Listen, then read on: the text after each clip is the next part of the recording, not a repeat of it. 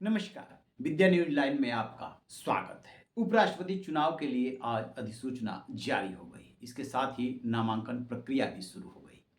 ये 21 अगस्त तक चलेगी, 25 तक उसकी जांच हो जाएगी और 9 सितंबर को चुनाव होंगे। सबसे बड़ा सवाल ये है कि जगदीप धनखड़ के जाने के बाद उपराष्ट्रपति की कुर्सी कौन संभालेगा?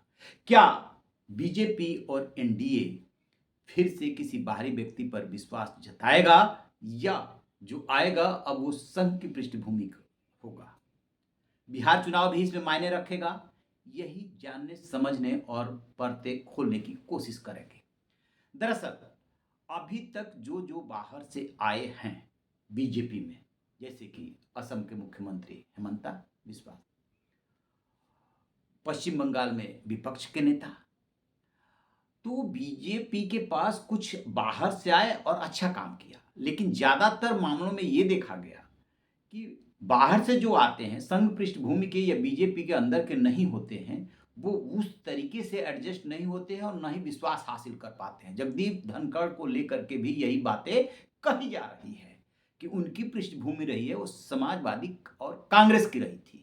वो आए बीजेपी में, पश्चिम बंगाल में बीजेपी के हिसाब से काम किया, पुरस्कार के रूप में उपराष्ट्रपति का पद मिला, लेकिन वहाँ यहाँ पर आकर के इन्होंने सीधे टकराव ले लिया प्रधानमंत्री नरेंद्र मोदी से, और ये कहते हुए सुने गए कि उनका बॉस कोई नहीं, खुद ही वो अपने बॉस है।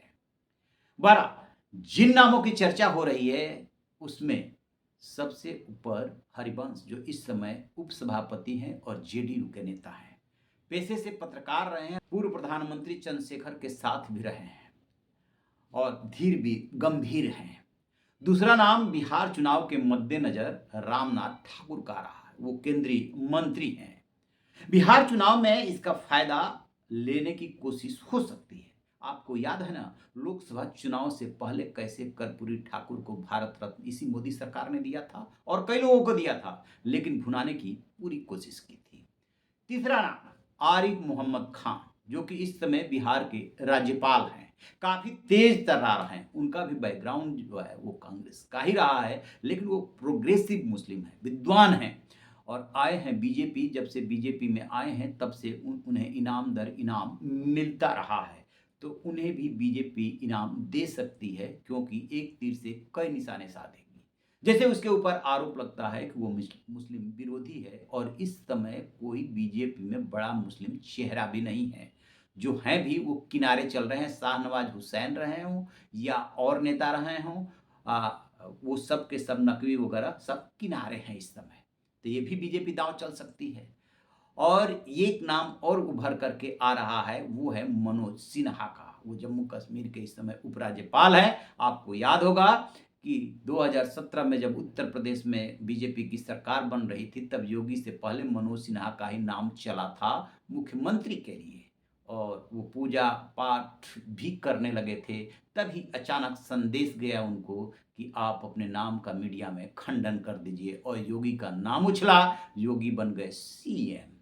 तो इन चार नामों की बहुत जबरदस्त चर्चा है। हालांकि पीएम मोदी और गृह मंत्री अमित शाह की काम करने का जो स्टाइल है वो कुछ ऐसा है कि हमेशा वो चौंकाते हैं। जिन नामों की चर्चा होती है, शायद उन नामों पे बहुत कम केसेज हुए हैं जिन पे सहमति बनी हो। अचानक पर्ची निकलती है और उसमें से किसी को बना दिया जाता है।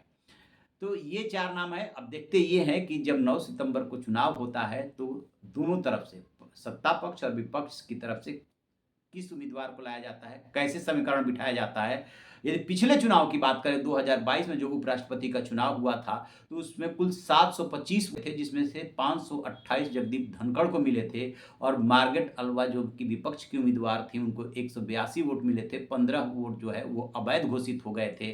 इस समय की यदि प्रभावी संख्या की बात करें तो लोकसभा और राज्यसभा के सदस्य उपराष्ट्रपति के चुनाव में मतदान करते हैं। विपक्ष की कोशिश होगी कि जिन परिस्थितियों में जगदीप धनखड़ गए हैं उसमें कैसे बीजेपी और एनडीए को विवादित किया जाए और टक्कर दी जाए, क्योंकि इन सब चुनाव में क्या होता है, बहुत अच्छे से विपक्ष को पता है कि उसके पास प्रभावी संख्या नहीं है, बहुमत नहीं है। बहुमत जो है बीजेपी और एनडीए के पास है, और एनडीए की जो बैठक हुई है उस बैठक में सहमति बना ली गई है कि ये काम प्रधानमंत्री नरेंद्र मोदी और बीजेपी के अध्यक्ष जगदीप बीजेपी के अध्यक्ष जेपी नड्डा तय करेंगे उम्मीदवार का नाम, हम सब उसके लिए सहमत हैं।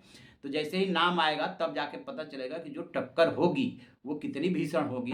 विपक्ष अपनी संख्या को लेकर के बहुत अच्छी तरह से वाकिफ है, लेकिन संदेश बहुत दूर तलक जाता है, इसलिए विपक्ष भी पूरा जोर लगाएगा। आपकी क्या राय है कमेंट बॉक्स में जा करके जरूर बताइएगा, और हाँ, इस चैनल को लाइक और सब्सक्राइब करना मत भूलिएगा। Thank you.